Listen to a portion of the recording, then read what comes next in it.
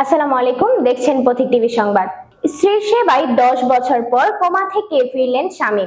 2014 সালে হার্ট অ্যাটাকে আক্রান্ত হয়ে ওই ব্যক্তি কোমায় চলে যান। তবে তার স্ত্রীর মনের প্রবল জোর ও নিঃস্বার্থ সেবায় 1 দশক পর কোমা থেকে ফিরেছেন তিনি। স্বামী ও স্ত্রী একে অন্যের সহায়ক ও পরিপূরক। স্ত্রীর খারাপ সময়ে যেমন স্বামী পাশে থাকেন, তেমনি স্বামীর বিপদে এগিয়ে আসবেন তার স্ত্রী। এবার স্বামীর প্রতি ভালোবাসার এক অনন্য নজির সৃষ্টি করেছেন চীনের এক নারী।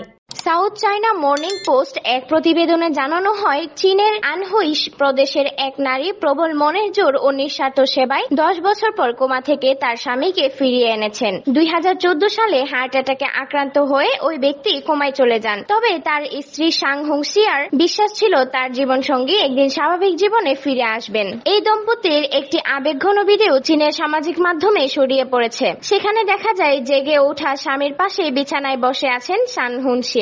শান তাকে গত কয়েক বছর কিভাবে কেটেছে সেই বর্ণনা দিচ্ছিলেন। এসব শুনে তার চোখে থেকে জল গড়িয়ে পড়ছে। শান বলেন, যদিও আমি অনেক ক্লান্ত, তারপরও একটি পরিবারের সবাই যদি আবার এক হয় তার অনুভূতি অন্যরকম।